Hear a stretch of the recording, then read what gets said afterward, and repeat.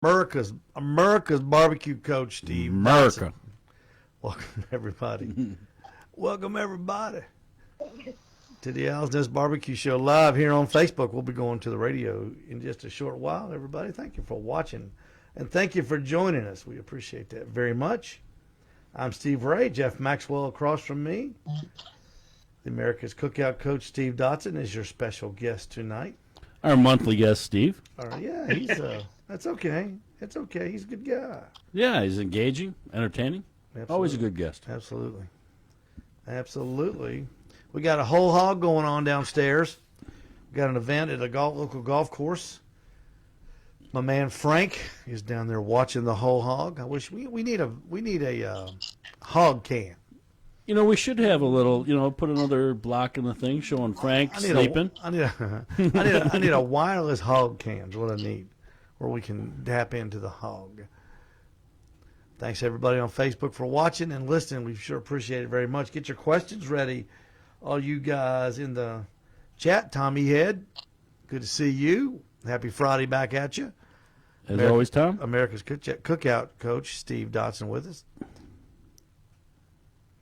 We are going to be cranking out the barbecue talk here in just a few minutes. Tom's always the first one on the chat. It's like he's waiting for us. He's a good guy. He is as well. He's a retailer. He's a barbecue retailer. I didn't know that. Mm-hmm. He sure is. Green Mountain guy. He's a Green Mountain guy. We got Jeff. Jeff Kate will be with us in just a moment. Steve, we'll go to you after we go to Jeff Kate. I think you've been with us since we've done the tailgate thing, haven't you? Yes, yep. Sir. Yes, sir. Shake your head up and down. Yeah, I believe I was here on the initial one. Yeah. Okay. Good. Good deal. Steve Dotson from West Virginia with us. Stepping it up to pro this year, huh? Yeah. Yep. KCBS professional. Playing with the big boys. Yeah. Talk 102.3. It's going to be a lot different. It's going to be a lot different. You'll be all right. Al's Nest Barbecue Show live. Hello, with your Mr. host, Leininger. Steve Ray, and my assistant radio pitmaster, Jeff Maxwell. The Al's Nest Barbecue Show live is brought to you by Pleasure to meet you, Johnny Trigg. You know you want one. Hey, Mo, make up more case on how you doing. All the great products from the two-time world champion David Bosca. By Michelin Tires, the only thing separating you from the road are your tires. Make sure you're riding on Michelin. By all the rubs and sauces from Malcolm Reed and the staff at How to Barbecue Right. And by the best charcoal on planet Earth, Royal Oak. Pellets, briquettes, and lump. If the Royal Oak name is on it, you can count on it. Follow Al's Nest Barbecue on Facebook, Instagram, and catch our podcast on all the popular podcasting sites, including Spotify. So fire up that smoker.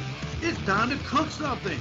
It is time to cook something. Welcome, Chattanooga, to the Al's Nest Barbecue Show live, right after Sport Talk, right before the Coca-Cola Red Zone. 267-1023, that's our number. 267-1023. Give us a call. Get on that line. If you're watching on Facebook and you want to give us a call, 423-267-1023, and we'll get you right on. We've got America's Cookout Coach on tonight, Steve Dotson. So make sure you follow us on Instagram, YouTube, and Facebook. We'll follow you if you follow us. But give us a call, 267-1023. Right now we're going to the Butcher Barbecue Hotline for the segment that is catching fire here in Chattanooga, the Jeff K. Tailgate Report, brought to you by, it's not working, but Jeff K. will go right to you. Jeff is down in Chatsworth, Georgia. What's up, Jeff By K? Budget Blinds. Oh, the beauty of live radio, right, guys? But that's not going to stop this what we're going to call the food smorgasbord report, whatever you want to call it, guys, the tailgate report. We're going to talk about food, right? That's what we're here to do. We're mixing high school football and food. I mean, the two better combinations. That is one of the many definitions of this great country. Now, hold, Jeff, hold on just a minute. Now, you are in Chatsworth, Georgia, in Murray, the county seat of Murray County, and Chatsworth, Georgia, is a That is a destination. Chatsworth is a cool place. I got one of the coolest county courthouses in Georgia down there. So I know they've got some people down there tailgating as the Ringgold Tigers go down there to invade the Mountaineers. Walking into this game tonight, unless you're walking on the other side of campus, there wasn't any tailgating going on because people bringing food in here. So what does the quarterback do when you see something on the field that doesn't quite look right, or you have to change options? You call an audible, right? That's what we did here tonight. But I put my money where my mouth is, and I did this concession stand type thing myself, right? So, all right, good.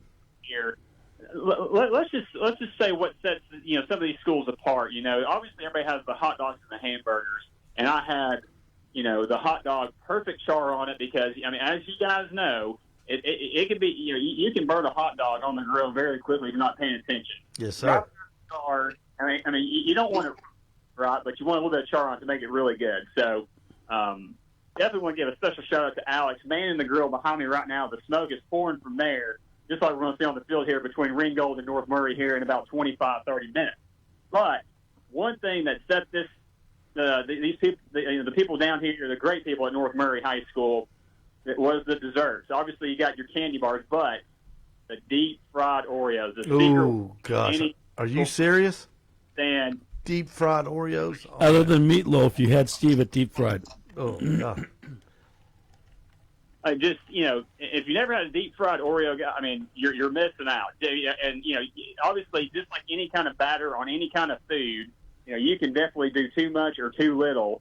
And just like the hot dog had just the right amount of char, just the right amount of golden batter on that Oreo. Because just like football and food, obviously Oreos and and batter definitely make that a home run or a touchdown Hail Mary food item for sure. So. Obviously, like I mentioned in the last few weeks, guys, we're looking for the main food groups, grease, sugar, and fat. We definitely found all three of those here. I want to thank people at North Murray High School showing what we were doing, and they said, definitely give us some love. And I'm definitely going to give us some love because, like we mentioned before, these guys can be the unsung heroes on any given Friday night because they're trying to get money for whatever their group they're raising money for that night is. So if you're here tonight or anywhere across the area, go get you some of the concession thing because it's not only helping, feed your inner hunger, it's also helping out the schools that help put this on. So I tell you, Murray, and thank you guys as always for giving me an opportunity to showcase these great people because that's what this is about. It's not about what we're doing here; it's about what these people on Friday night are doing. And I definitely want to thank North Murray for having us. And it's a great atmosphere so far. Looking forward to a great game here in about 25 minutes.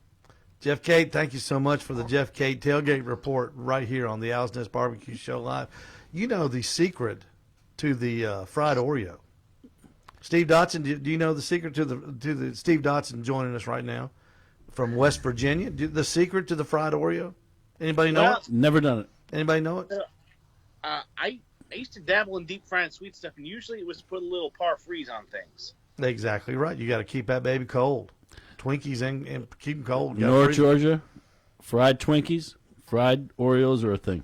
Man, fried, it's unbelievable. Hey, Steve, we've got a caller on line one already. Tom is on line one. Tom, you're live on the Owl's Nest Barbecue Show with Steve, Jeff, and Steve Dotson, America's Cookout Coach. What's up? Steve, how are you doing? We're good. What's going on, man? Well, let me start by saying I'm an amateur. I'm a babe in the woods when it comes to grilling. Okay, that's fine. So you're starting with a toddler. All right. Okay. Now, here's the thing. I got a simple charcoal grill. Okay. Okay. I can do burgers. I can do marinated chicken. I can do strips. I can do ribeyes. I cannot, for years, be able to grill, even a thin roast. You know what I mean? What? Getting dry and nasty. What, Tom? What kind of meat? What kind of meat was it you can't get? A roast, like a sirloin roast or, a sirloin tip or, a chuck roast or anything like that. What vessel are you using? Where it's juicy and, a little pink inside. So you're just using a charcoal grill, right? Right. All right, Steve Dotson, tell him what to do. You know what to do. Yeah, your standard answer here is going to be you you're not going to want to grill something like that off like you would your steaks, your burgers, and your dogs, just because of that musculature is different, right? So those steaks come from a more tender section, so you can cook those to a lesser doneness, your 120 to your 135, depending on how you want it done. That chuck roast or a sirloin roast, it's got a whole lot of connective tissue in it because it comes from a working muscle. So what you're going to do is you're going to want to take your coals and bank them all to one side of your charcoal grill, and put your roast on the other side away, preferably closer to your your exhaust stack. That way we can get some indirect heat, we can get some airflow going over it and up and out your stack. But you're going to want to give that a lot of time, and the part, especially if you knew it's going to sound strange, you're going to want to cook that to a very high temperature. When I say high, I mean like 200 to 210, depending on certain things. And basically, you're going to know when it's done when you can take a toothpick or a wooden skewer or whatever you have and give it a poke, and it needs to feel like that's going into butter, or like there's no resistance there. It's going to be tender, and you're not going to dry it out at all. That sort of cut of meat just lends to that. Let me ask you, okay, how much charcoal? Because you can fill up a charcoal thing, but if you just like lay the bottom out, heat it up, and then bank it over. Is that what you're saying? Yeah. So it's going to be a long cook. It's going to be a longer cook.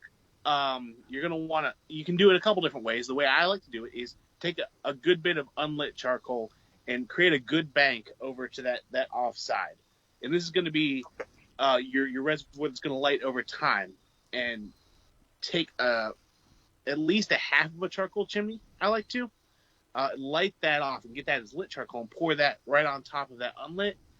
And what you've got is sort of an auto lighting, auto feeding fire that will run itself for you. So your charcoal cooking like that is a great thing to do. It's relaxing, and it pretty much will run itself if you get those air temperatures right. What are you talking about? Come on, simplify it for me. I'm 5 years old.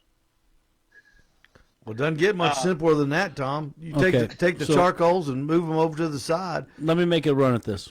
Okay. All right. You're gonna do a little bit indirect heat. So you're gonna put your meat on one side of the grill, and then you're gonna put your charcoal on the other side. You're gonna control the temperature with your vents on the grill. So you want to run that only at about 225 degrees for a lower, slower cook. You're gonna try to get that meat internal temperature up to 205 to 208 degrees. And then that will be probe tender, where it feels like you're sticking a toothpick into peanut butter. That's when you want to pull it off, wrap it, let it rest, and then cut it and serve it. All right. I got the toothpick part. But let me ask you, how long generally would that take? Till it's done. 8 hours. Till it's done. Come on, man. It's 8 hours. It depends on the amount of connective tissue that you have. It varies. A brisket, a pork butt, it all varies. Probably, depending on what you're using, on a Weber kettle for me, which is kind of probably the unit or type of unit you're using, that's going to take 6 hours. About. 8 hours, I'm sorry. Yeah, about 6 hours when you're going to do that low and slow. And I'd like to put a couple of wood chunks on there. If it's a beef product, I'm going to put an oak.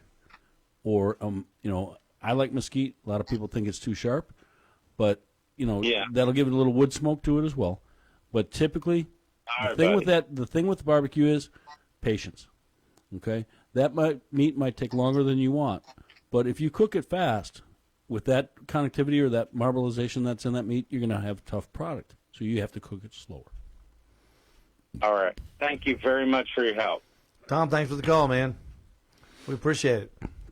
You can cook on a grill, but it's hard. You can use the snake method. That's one of the ones that's kind of like an indirect. You can use the indirect to heat. I grew up with the Weber kettle on indirect heat. That's how I learned how to barbecue, and that's how I learned how to fire management. Yeah, but it's it's hard more to cook. difficult. It's hard to cook like that. It takes more attention. Yeah, so, but that's a good call. Good question. Trying to cook a roast, and so many times the roasts don't, they don't have a lot of fat in them, and they'll dry out quick. What's that roast I always do? It's I can't remember. Prime rib roast. No, that's got a lot of fat. There's one. There's one is Tri-tip?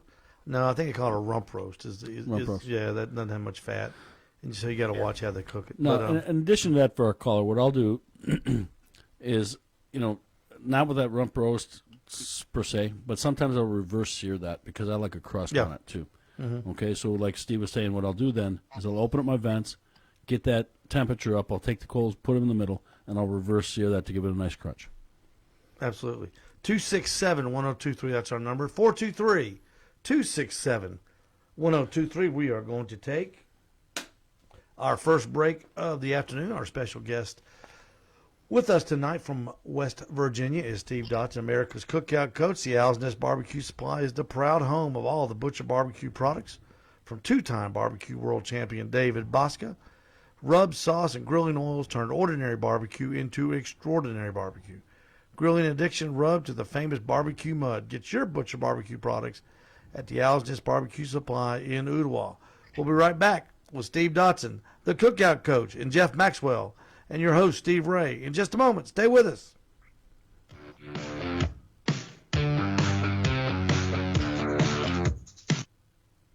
Al Selvage joining us on the Facebook chat. Our buddy George Gibson's in the house too, Jeff. Emmeline Wharton. Emmeline there, good deal. Beverly Raybon Barton. Hello, Beverly. Now, Beverly was here today when we were moving the hog around. Was she? Her husband Jim came by and helped us move it, so she was on the whole hog team. So how about that? I thought maybe Beverly was calling because she was or texting in because she was related to Steve Dotson, but she's in the neighborhood here. No, she's in the hood. She's in the hood. She's in the hood. Steve lives in the hood. Steve Dotson. The gated hood. Some just don't belong. You know what? He's got the stamp of approval. You can't move in until Steve Ray says so. That's right. That's right. Hey, our number is 267-1023. Everybody online watching, if you want to get in, 423 is the area code, 423-267-1023. We've got America's Cookout Coach, Steve Dotson, who has turned pro on the barbecue KCBS barbecue tour. Steve, that's a big deal. Yeah, well, it's kind of like when college season's over and everyone declares for the draft. Mm-hmm. I've announced my intentions to go pro. I haven't actually competed. Plus, I've assisted a team at a pro comp, but I haven't actually rolled pro yet. But yeah, it's time. You'll be fine. Oh yeah. Basically when just timing your brisket's going to be your only change. Yeah, that's I don't know if people know this, but I practice a lot in the off season, so it's going to be an expensive off season practicing. Yes, it is. Brisket. Yes, yeah. You'll be ordering those by the 6 to a case. Yeah, I don't think I'll be doing that. I think we're going to try to dial it in pretty close on primes before we start getting into Wagyus. That's what that's exactly what I was going to recommend. It's like $5.50 for a pound of prime, so not that much better at the moment. Well, it's $11.99 a pound from Butcher Shop. Yep. Last message I got from Kevin Green. So. Yeah, and I'm thinking I'm probably going to run Kevin's stuff.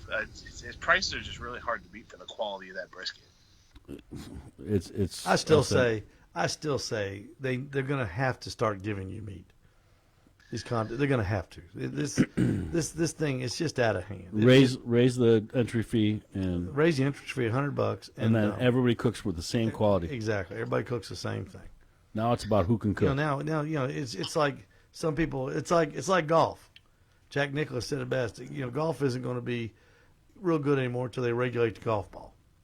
Until everybody plays with the same golf ball. Until I say have the same wallet as Steve Ray, we're not on the same playing field.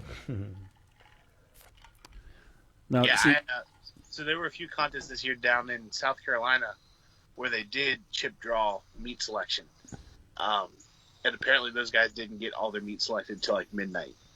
So, I agree with you.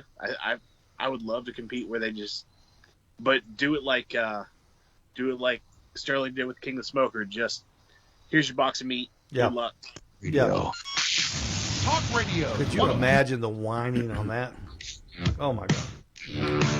Next break, I'll talk about, we ordered stuff in. All right, we're back. Are you a Malcolm Reed fan? Sure you are. And we have the entire lineup of how to barbecue right Rubs and sauces at the Owl's Nest Barbecue Supply in Ottawa. Did you see Malcolm use his classic barbecue rub on a pork butt, then follow it up with his AP rub? Yeah, I saw it too, and you can get them both at the Owl's Nest Barbecue Supply in Ottawa. We are going to go to line 1, and we've got a Jeff on line 1. Jeff, you are online with Jeff Maxwell, Steve Ray, America's Cookout Coach, Steve Dotson. What's up? Hey, guys, I love the show. Do a fantastic job for a live broadcast. My question today is about brisket and methods of getting tender, juicy brisket. I've watched dozens of videos, and I've probably cooked close to 50 briskets. And I've had several of them that I've been very proud of, but a lot of them are dry and tough.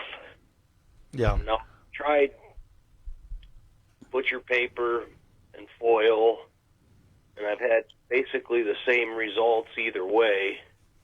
I'm using an offset cooker, and if I take the internal temperature up to 160, 170 beyond the stall, and then wrap, I'm usually coming out with a dry, tough brisket. Okay. And recently, I've tried a foil wrap with some liquid in it and wrapped at 130, and it turned out just fabulous. Mm-hmm. It goes against everything that I'm learning watching all these videos on how to do brisket. Well, Jeff, we'll go around the room on this. I'll start first. Are you cooking a whole brisket, or are you just cooking the flat? I'm doing usually the whole brisket. Okay.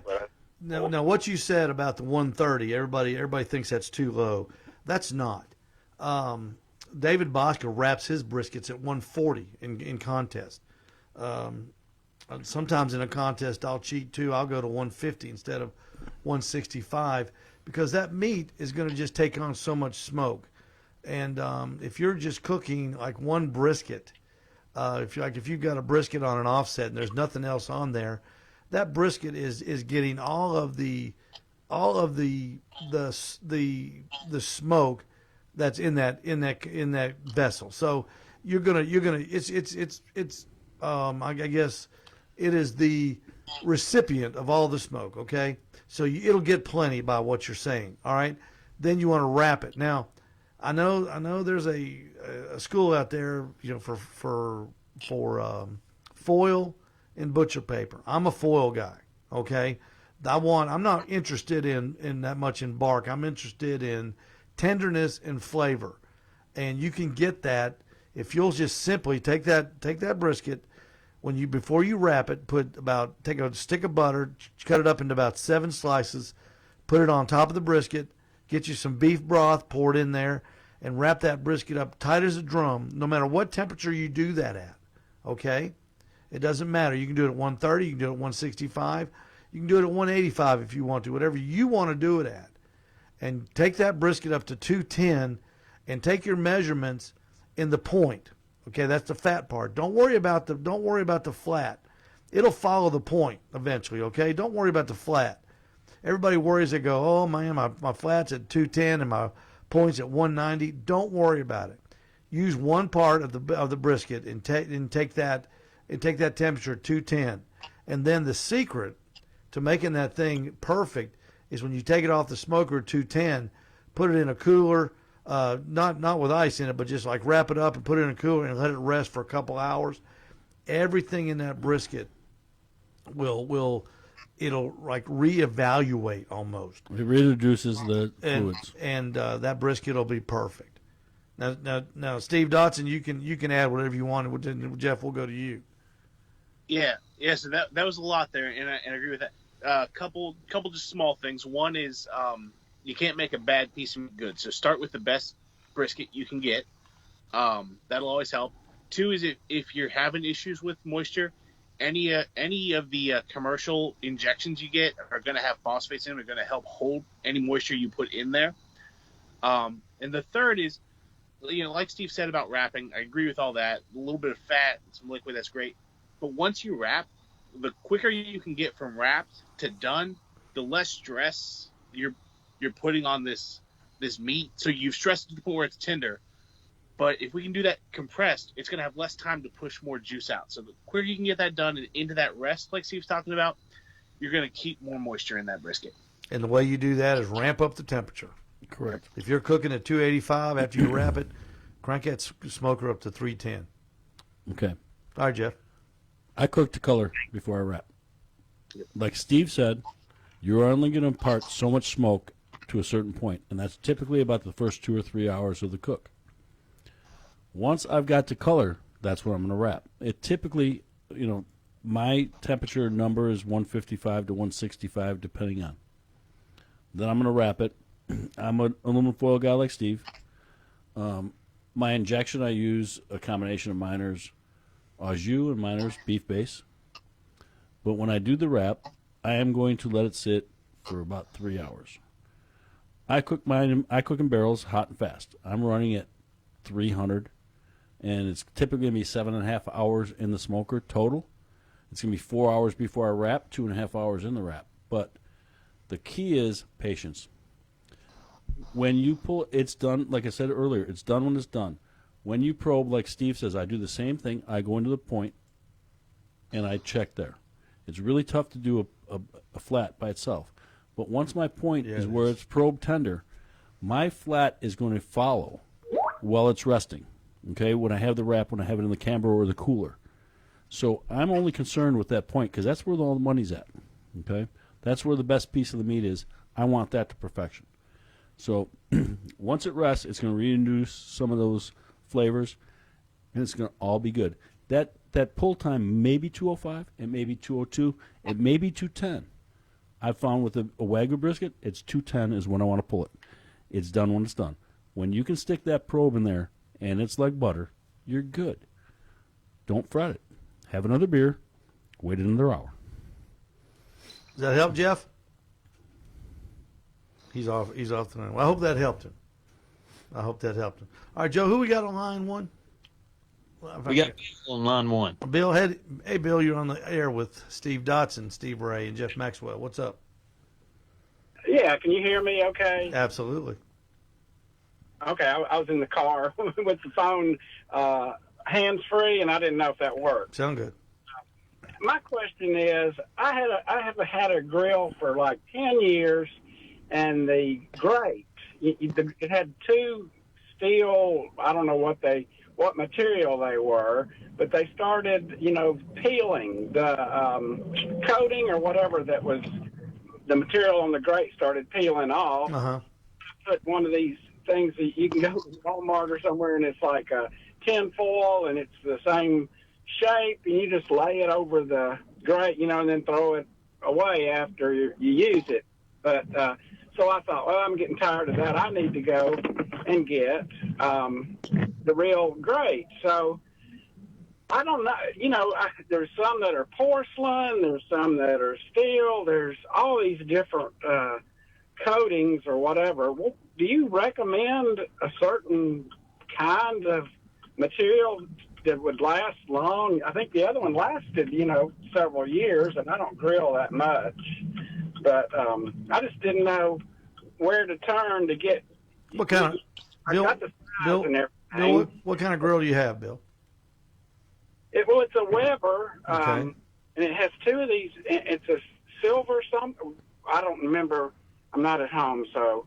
But it is a Weber grill. Mm-hmm. A fairly nice grill, but it's got two of these grate things. And, I went to Walmart. Well, that was the wrong size. And Well, you need to go. Well, Bill, what you need to do is you got to find a Weber dealer. You can go to Amazon. They have Weber parts, or you can go to Ace Hardware. That's where I get parts for my Weber. You can buy almost everything, and I know the Ace Hardware on Highway 58 has a good selection. The Ace Hardware on East Brainerd Road has a good selection of Weber products. And Or- you can find the exact fit there. Or you can go to WeberStevens.com and order it direct from Weber. Yeah. Now, my question would be, if you're trying to enhance that, if you get that grate, what I would recommend is going to see Steve at the Mineral Oil and getting some grill grates to amplify your cooking. Grill grates are marvelous. You can get grill grates, but you've got to get a good foundation for them first. Correct. So you're just looking in the wrong place, Bill. Now they're not going to be cheap. Okay, I'm just going to tell you that they're not going to be $4.99 for two grates. You're gonna spend some cash, $35, $45, but they're going to fit right and they're going to be good and heavy duty. And your flavor of your food is going to be fantastic. Yeah, and if I remember right, it sounds like, Bill, you're describing a gas Weber. And all the gas Webers I've ever seen come with porcelain-coated cast iron. So what was peeling off of there was the porcelain coating. That happens after a while with the porcelain-coated stuff. But if they're maintained properly, they last a long time, and they're so easy to clean. And you know what I do is I spray them with oil when I'm done cooking for the next cook. It doesn't amplify the heat. We sell them where I work at Home Depot. You can get them there too. They have the Weber grates there. So. Does that help, Bill? Well, the new ones too. It said do not use a wire brush, and just said it wipes clean. It sounds like all you got to do is take a rag, and it's they're brand new. Yeah. Well, they don't want you to use the wire brush because the wire falls off the brushes and it gets lodged in your tummy, and you have to have them removed. And that's just a safety thing. Just on those porcelain coated grates, if you use a wire brush and you've got a small piece that's breaking off of that porcelain, that wire can sometimes pick at it and make it worse. Yeah, just take a towel, like a cheap towel, spray some olive oil on it. When you're done cooking, clean the grates with that, and then you're not going to have to scrape it with any kind of. I'll tell you, Bill, the easiest, the cheapest grate cleaner. Just take a couple sheets of aluminum foil, crunch them up, and then rub them on the grates. That cleans them up just fine. On the porcelain, though, stay with a towel. Sure. Well, porcelain. I've used Pam on it to spray, to try to keep it from sticking too. Yeah, that's good. All right. Well, thanks. All right, Bill. Thanks. Thanks for the call. Shoot, if it's Weber, that's tough. That porcelain's tough, buddy. You can scrape on them. Yeah, you can scrape on them. I've had my Genesis for 15 years. Me too. I've had it for 15 years. You haven't used foil on it? You don't scrape it over the foil? Nope. All I do is when I'm done, I let the heat go for a little bit, let it burn off the food. If you're going to be on my back porch, you better be tough. Shit. Okay. If I'm on your back porch, you better be tough. Let's not say that on the radio anymore. Okay, we'll be right back. You're listening to the House Nest Barbecue Show here on Talk Radio 102.3. If ribs are your barbecue thing, then I have the thing for you, Craig Sherry's famous Texas rib jelly and Texas rib candy, plus his chicken and barbecue rubs are now available at the Owl's Nest Barbecue Supply in Ottawa. Treat your ribs with a taste of Texas from Craig Sherry. We'll be right back here on the Owl's Nest Barbecue Show with our special guest from West Virginia, Steve Dotson. Stay with us. Oops. Sorry. I hope you deleted that, Joe. Hope you hit the button. That's a first. Al Selvage says stainless steel, but he makes his own, of course. Well, yeah. He's a welder. Yeah. He's a welder. Now I got to call you and have you weld me some stuff. Good luck. Well, there's been a lot of calls tonight. That's good. Yeah, that's good. That's what we want. I've never been on. Steve Dotson. That's the power of Steve Dotson on the radio. I know two of those. Well, I know two of those folks that called in. Just so you know. That's good. That's good. That's good. Back from my hometown.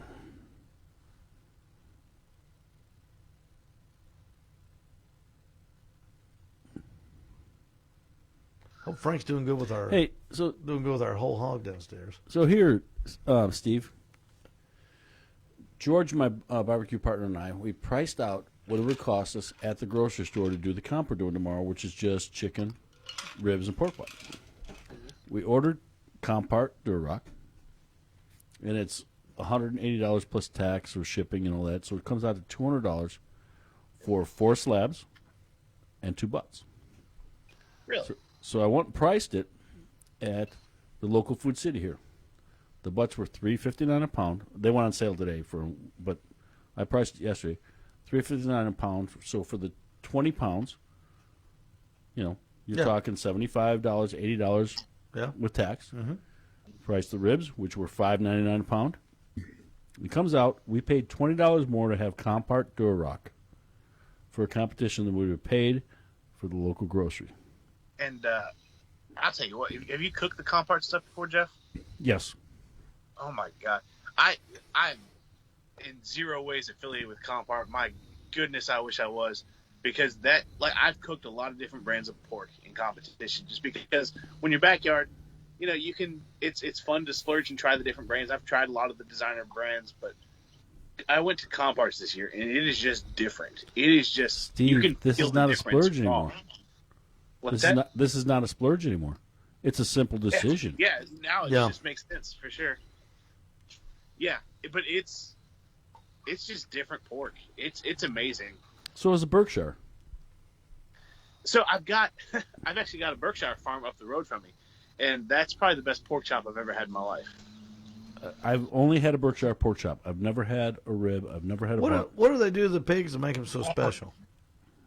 Well, so I mean, it's the years of breeding for specific attributes, but on top of that, now sort of the saying "you are what you eat."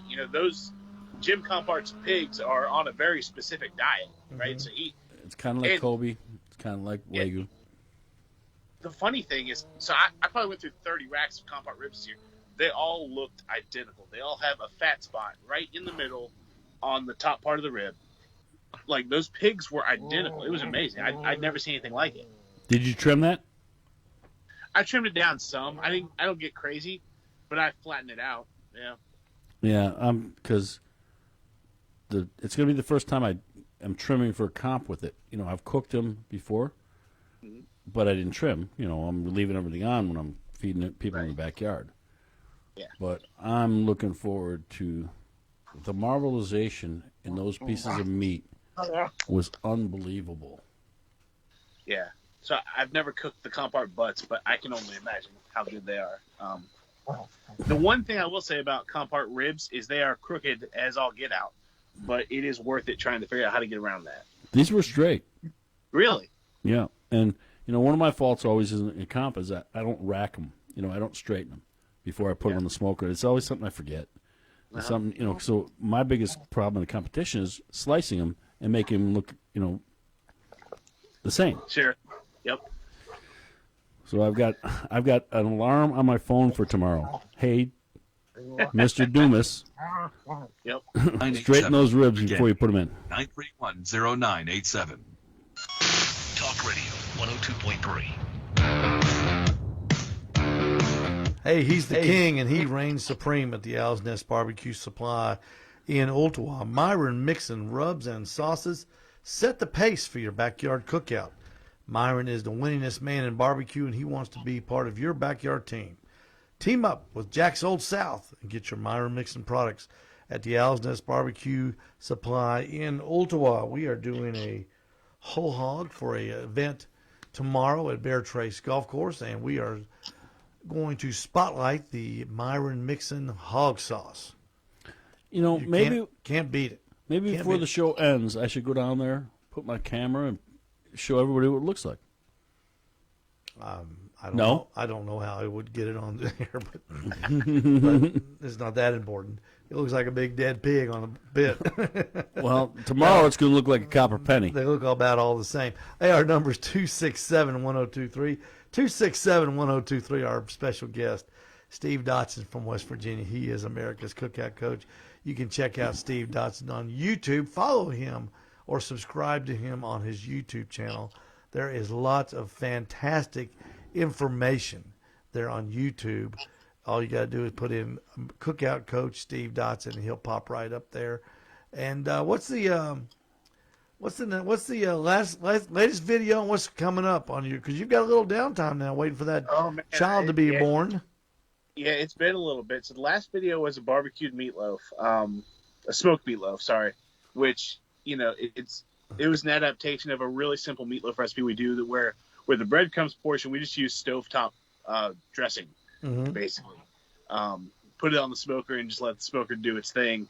I actually glazed it at the end with some Cosmo's maple bourbon rib glaze. Mm-hmm. And my wife doesn't like sauce on her meatloaf, so I just did half of it like that, and it just came out really, really nice. Now the next video, though, of course, I've been doing a lot on these char griller gravities over the past couple months, and funny thing about these gravities is they're all computer controlled as far as temperatures go, but they've got an adjustable damper on the exhaust. And I've had a lot of people recently asking me, well, what do you do with the damper? Because, on a pellet grill, you don't have that. It's open to whatever they need. Mm-hmm. But there is a reason for this one. So the next video is going to be explaining, what exactly that's for, how you use it, and, why would you close it down some versus leaving it wide open. Do you see the gravity feed picking up speed out there in the market, Steve? Oh, yeah. I every time I go to a competition, people ask me what it is, and then they go, well, how much is it? And then when I tell them how much it is, they get really interested at that point. For if you don't know what one is, a gravity feed smoker is charcoal, and I don't know on the chart. I know how mine work. Jeff and I both cook on one, but you put the wood in the bottom, wood chunks, and that's where you get your smoke flavor. Is it similar on the char griller, Jeff or Steve? Oh, it's identical. The only difference is because the hopper is much smaller than the Southern Q ones that you guys cook on. Sometimes if it's like on chicken or something I know it's going to be quick, I'll just put enough charcoal in the hopper to where I know all of it's going to light. And if I want to give it a quick blast of smoke, I can open the lid and drop the wood right down on top of it, and it'll instantly go to fire and instantly go to smoke. See, we can't do that with ours. Ours won't work that way. Another thing ours won't do is you can't grill on it. Can you grill on the char griller? I just last weekend, I didn't do a video on it, but I seared off. I had some 2-inch thick pork chops and some ribeyes to do, and cranked it up to 650 and just let it go. And it seared off great. But it's got porcelain coated grates, which are great for cleaning. They're not the best for searing. But it put some good grill marks on it. Now, it's the perfect dimension. There's actually a standard grill grate that they make for it. If you put that on it, it would become a steak searing machine. I'd like to see one of those work. Maybe I'll ask George to bring it. Does he have one? George, his wife bought him a similar vessel. Maybe ask him to bring it over to the store, and we'll do I'd like to see one work. What, Steve, when you're doing pig, when we grill so many things. I know I get tired of pork butts. I get tired of brisket. The same old. And I know when I step out, when I want to cook something good, I'm a big pork tenderloin guy, and I like to put it on the rotisserie over the grill and slow cook it. And man, that to me that is the best. The best. I think it's the best cut of meat on the pork. What do you like to do when you're not doing traditional contest style barbecue? Right. So historically, I was the same way. Like when I discovered a pork tenderloin about the same time I started smoking, because I started perusing the meat case a little bit more. So, well, what's this?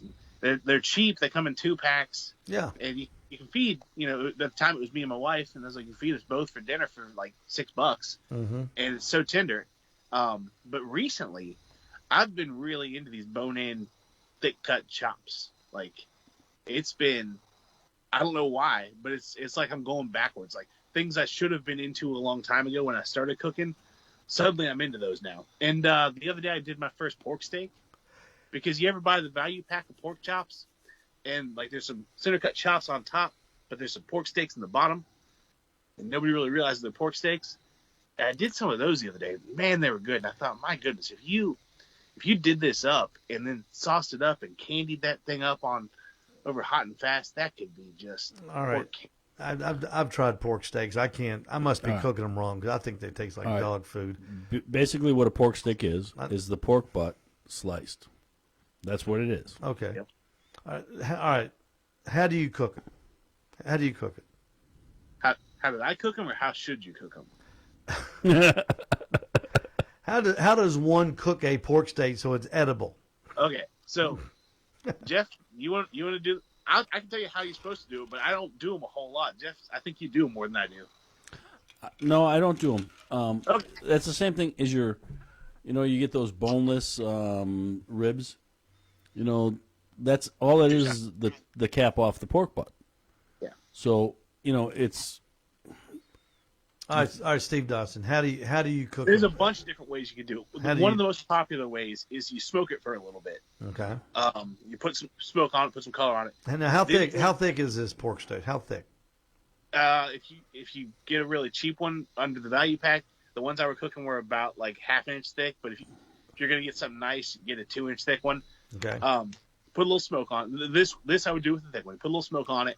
You put it in a pan. You add your braising liquid. Now, everybody, it's like grandma's recipe. Everybody has a different braising liquid. Usually they throw in like a bottle of beer and some barbecue sauce and this, that, and the other. Foil pan it up and you braise it until it's fork tender, and that's going to happen different. It's going to differ. You're not going to take it like a pork butt. You don't want it to be like that, but you want it to be nice and tender. So up around 200. But you can also do the same thing and just sort of smoke it till you get that color on it, and then grill it off. And basically, when I did them, I just put them on the grill hot and fast because it was the first time. And I said, let's see what these will do.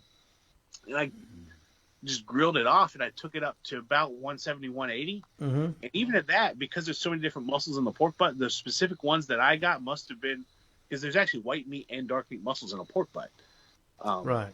The white meat muscles in the pork butt actually responded really well to that. So there's as many different ways you can do it. But if you ask most people, smoke it into braising liquid till it's high 190s, 200, and pull it out. Maybe sear it off. You see, that was my problem with it, because there's so many different parts of it. The ones I've seen, there's three or four different: white meat, dark meat, the center cut, the tube, it's all in there, and a little bit of money muscle, and and it's just such a diverse piece of meat.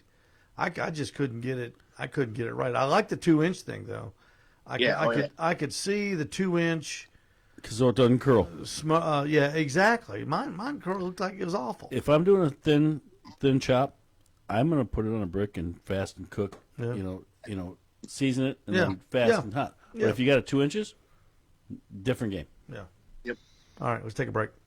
You got Steve Dotson in the house tonight on the Owl's Nest Barbecue Show, the America's Cookout Coach. You pellet heads out there, your pellet smoker needs quality fuel. At the Owl's Nest Barbecue Supply, we stock Barbecuer's Delight pellets and keep your smoker running smoothly with great flavor. Everything from mesquite, oak, hickory to cherry, you can trust Barbecuer's Delight pellets to stoke your smoker with flavor and dependability. And Steve, do y'all have peach? Do you have peach pellets? Yes, we do. We're one of the only places that have peach pellets. We got them at the Owl's Nest Barbecue Supply. Come and get them. You think a pork butt tastes good with hickory and with oak? Try it with peach. You can get it at my place, the Owl's Nest Barbecue Supply in Ottawa. We're with Steve Dotson, Jeff Maxwell, and Steve Ray. Stay with us. We'll be right back.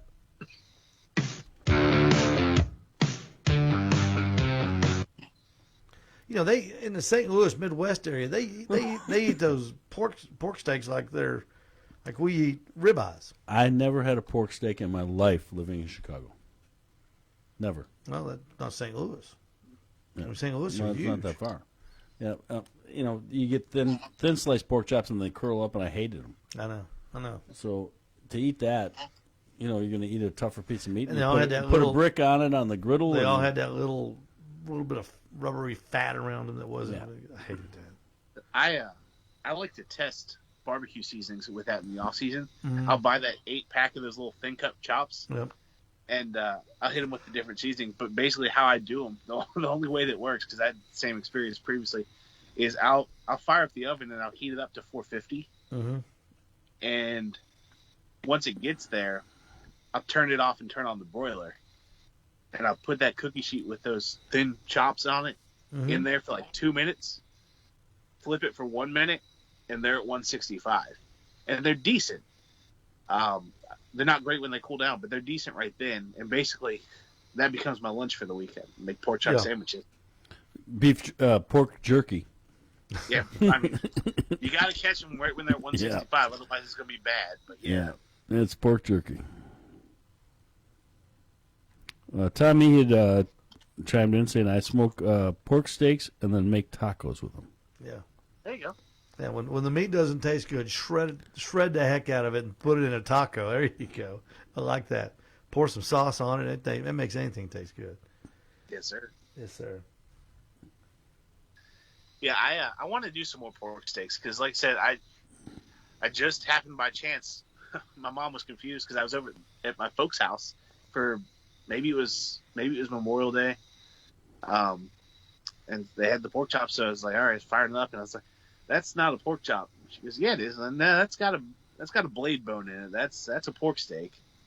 Like, that's all right. We'll see what it does. And I just grilled it off like I would a pork chop, and it came out pretty good. So I'm thinking this is a pretty resilient cut, and if you hit it right, I think it could be really good. Yeah.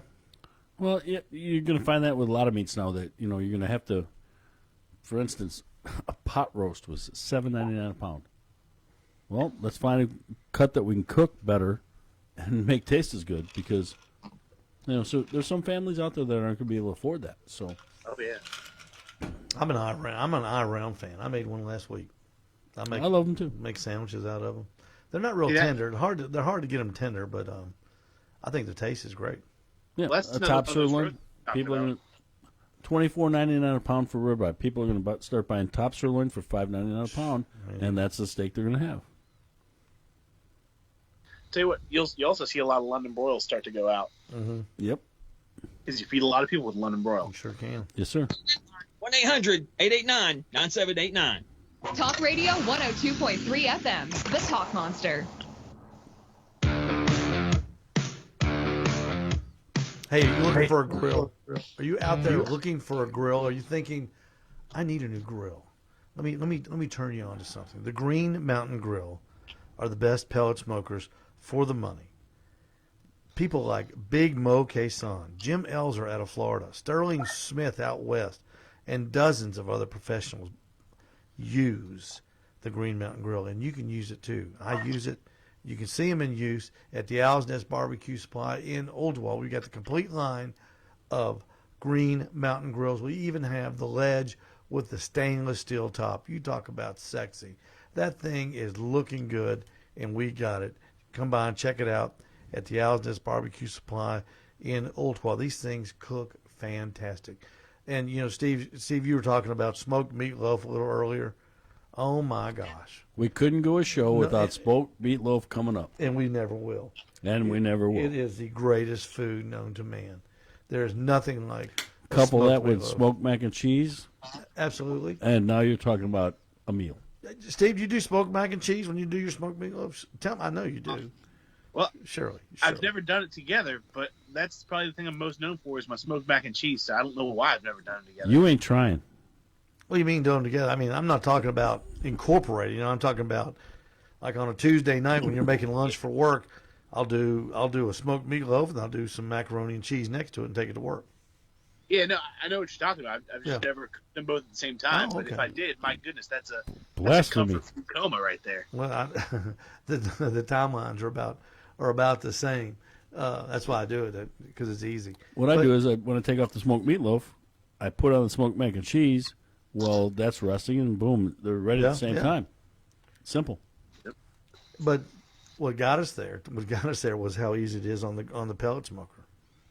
Absolutely. I mean, just you put it on the pellet smoker, the thing heats up. It's like cooking with your oven inside, but you get a better taste. Yep. You can't beat it, folks. You can't beat it. A good pellet cooker, and we are entering grill. I mean, you talk about grilling weather. October, November. Turkeys on the grill. Comfortable. Yeah, if you haven't had a turkey on a pellet smoker yet, they are fantastic. Easy to do, and come by the store. We'll show you how to do it. We'll even cook one. If you say, Steve, I want to try one, let me know a couple days early. We'll throw some chickens in there. We'll throw some small turkeys in there. And, man, we'll cook chicken. Oh, my gosh. Steve, you like chicken? Steve Dotson? I love it. Yeah. On a pellet cooker, easy.